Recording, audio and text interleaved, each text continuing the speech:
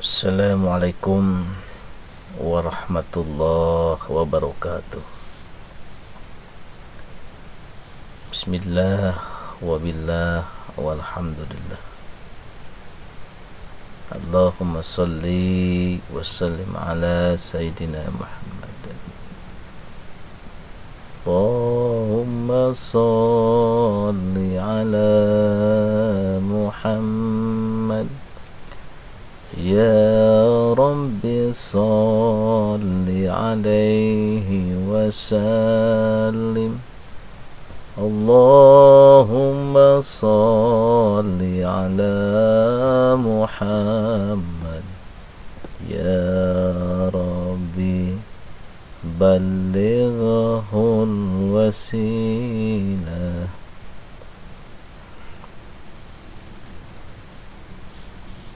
Salawat, salam, pamugia menjadi salah satu kehormatan bagi orang-orang yang senantiasa mengamalkannya salawat. Kehormatan, kebahagiaan, sanjungan dan pujian alhasil menjunjung tinggi kepada baginda Rasulullah sallallahu alaihi wasallam. Alhamdulillah, saudaraku yang budiman, semoga kita senantiasa dikasih salah satu anugerah, dikasih salah satu kemurahan, salah satu rahmat dari Allah Subhanahu wa ta'ala. Di antara lain keistiqomahan kita dalam beribadah, keistiqomahan kita dalam beramal, terutama menjaga kerukunan persaudaraan kita. Sulit kita mendapatkan salah satu ikatan dalam rukun itu, rukun iman, rukun Islam, terutama rukun kita sendiri, merukunkan diri kita sendiri, jujur kita sendiri, merukunkan keluarga, merukunkan saudara-saudara kita. Itu hal yang paling penting, peran utama supaya kita mendapatkan anugerah rahmat dari Allah Subhanahu wa ta'ala. Sebab kerukunan itu lebih mulia, akan bisa membersihkan salah satu sifat-sifat tercela, sifat-sifat kotoran kalau kita bersatu. Diibaratkan sapu lidi, satu lidi tidak akan mampu membersihkan salah satu kotoran, sampah. Tapi kalau ikatkan satu rukun, akan bisa membersihkan noda-noda di lantai, sampah-sampah yang berserakan. Nah, itulah kita. Kalau kita seandainya senantiasa berukun, rukun diri, rukun keluarga, rukun tetangga pada sesama manusia, insya Allah alam ini kayaknya tentram, tontara harjo, marifah. Itulah Islam yang sebenarnya. Ada salah satu kisah yang dialami pribadi waktu zaman dahulu, seketika di kampung-kampung kita. Mungkin kita semua pernah ngalami ya, kalau istilahnya yang punya power, baik power di bidang agama, baik power di bidang usaha, atau karisma tertentu di orang-orang di kampung kita. Pasti kita pernah ngalami ya, banyak hujatan, banyak hinaan, banyak pula serangan-serangan, daripada serangan lahir maupun serangan batin. Di salah satu banyak ya, di mata masyarakat itu, kalau dulu mungkin sekarang udah nggak ada, dulu waktu di kampung yang namanya warung tempat jualan itu paling ada dua, satu dan dua, kadang yang ketiga-tiganya itu tumbang. Itu perihal gesekannya orang para pedagang. Kalau di kampung itu, kalau ada pedagang yang baru pasti tumbang, lahir maupun batinnya. Terus yang kedua, sama halnya orang-orang yang punya power di bidang agama, para kiai, para ustadz itu sama, saling gesek, bahkan tidak sedikit banyak yang tumbang kalau ada kiai-kiai yang baru. Kenapa? Artinya tidak mau terkalahkan dan tersaingi. Apalagi orang-orang yang punya tenaga dalam, yang punya ilmu kebatinan, itu lebih parah sebenarnya. Disikutnya dari mana? Dari orang pembisnis, dari orang pedagang, bahkan dari orang kiai, bisa menyerbu kepada orang-orang yang suka wasilah, yang menggenggam ilmu hikmah. Itu pernah ngalami enggak dulu, zaman dulu itu. Bahkan pribadi pernah dilempari dari berbagai macam penjuru, padahal kita tidak punya power apa-apa dulu. Baru aku pertama belajar ngaji, kita itu pribadi baru belajar ngaji. Nah, cuman kalau di pesantren, waktu pulang ke kampung kita punya jadwal mengisi acara kuliah subuh atau maghrib, tausiah. Di skala itu yang namanya orang, walau alam siapa, walau alam orang mana, kayaknya enggak senang melihat orang anak muda itu berkarya, melihat anak muda itu maju. Tahu yang lama takut tersaingi, tertandingi kayaknya. Bukannya gembira, bukannya senang ada jiwa penerus itu di kampung.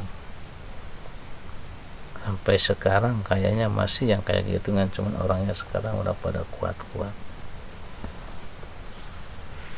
Baru sebulan aja di kampung istirahat, masa liburan di pesantren, aku udah merasakan sakitnya perut membengkak ya.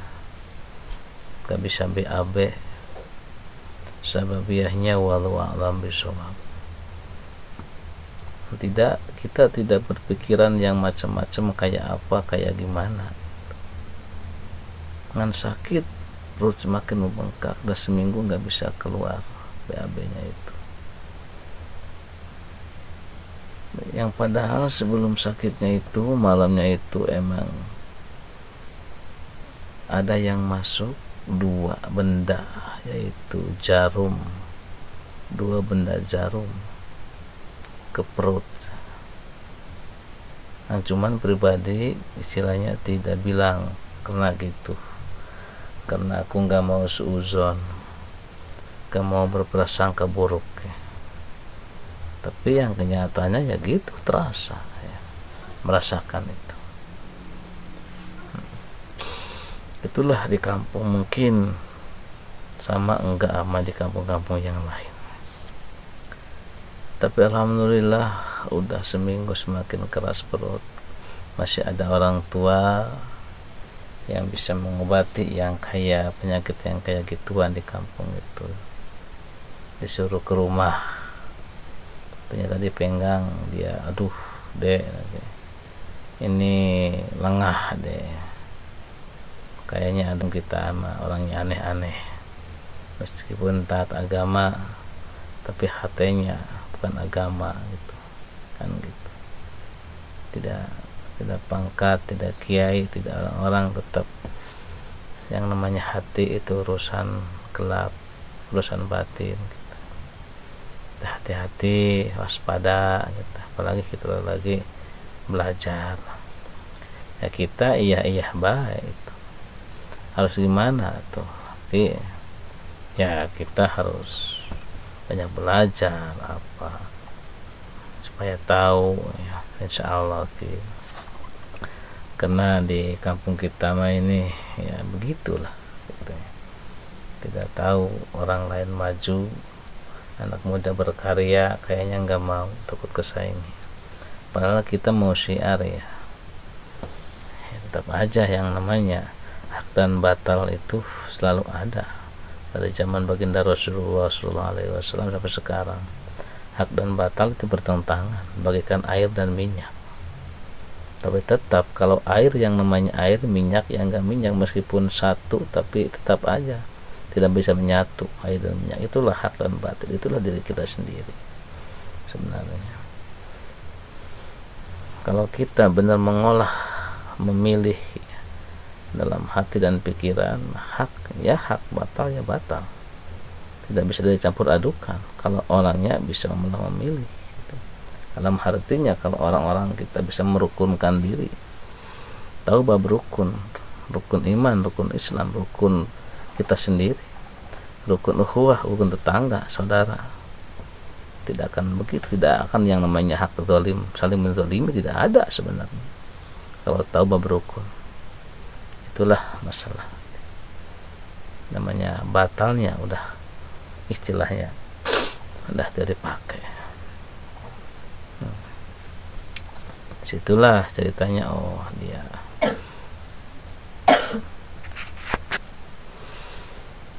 ceritanya aku diobatin sama tangannya begini, dia terasa tertarik sakit, kada ayah benturan, ternyata benar yang semalaman waktu kemarin itu ada dapat 2 benda jarum yang dipatahin, jarum benang segini ya, patah.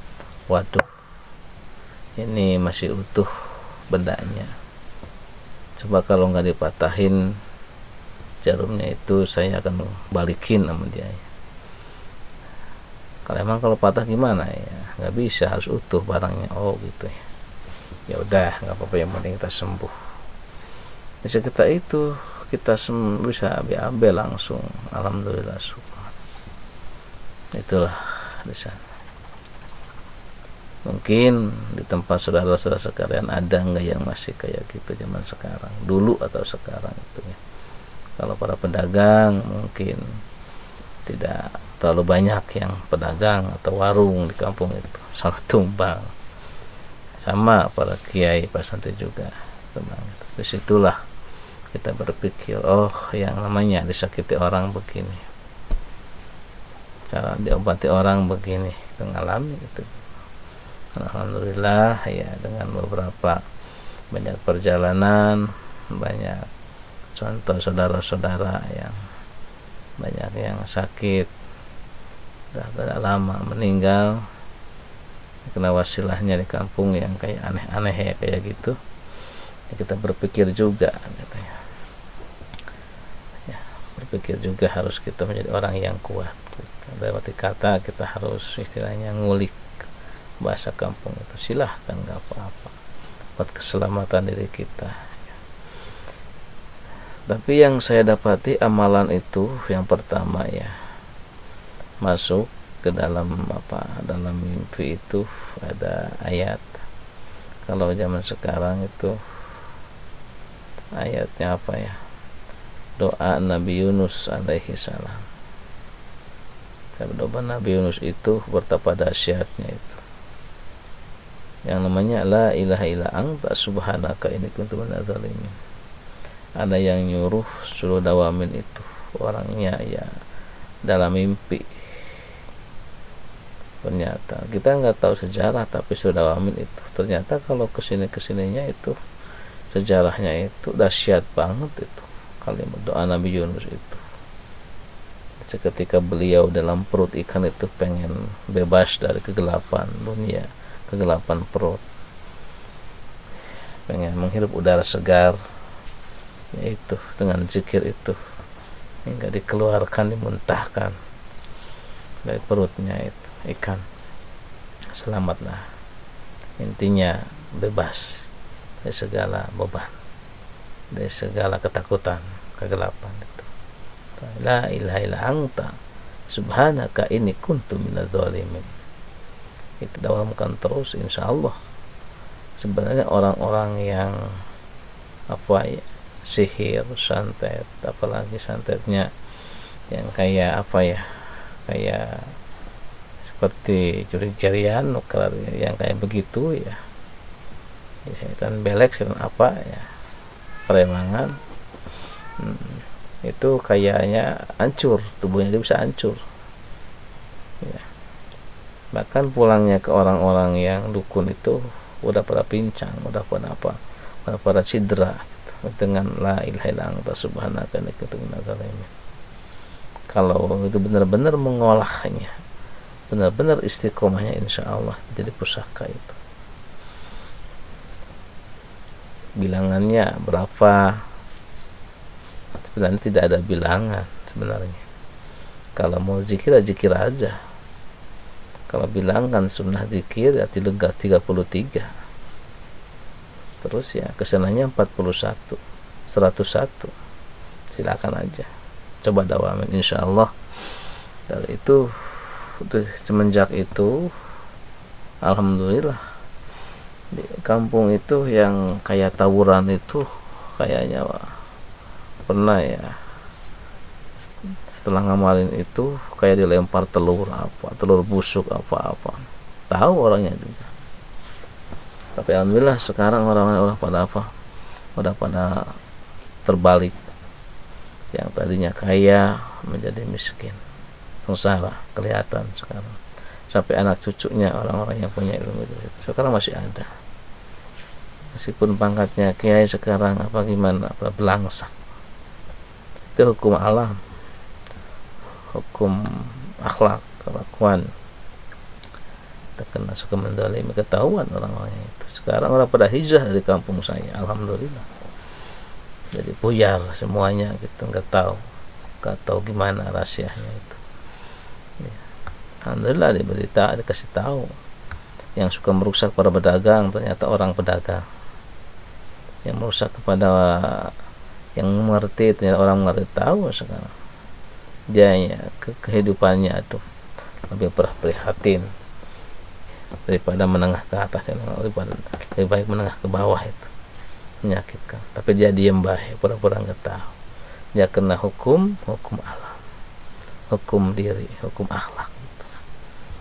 Sebab kalau kita menanamkan akhlak yang baik, insya Allah akan menjadi buah yang baik. Kalau kita menanamkan akhlak yang tidak baik, ya begitulah di akhir ke anak cucunya akan mendapatkan imbasnya, lahir maupun batin. Begitulah saudaraku yang beriman, sedikit semoga ada hikmah dan pelajaran bagi kita. Marilah kita beristiqomahkan untuk lahir dan batin kita supaya kita selamat dunia akhirat. Sekian, wassalamualaikum warahmatullahi wabarakatuh. Sallallahu alaihi ya Muhammad.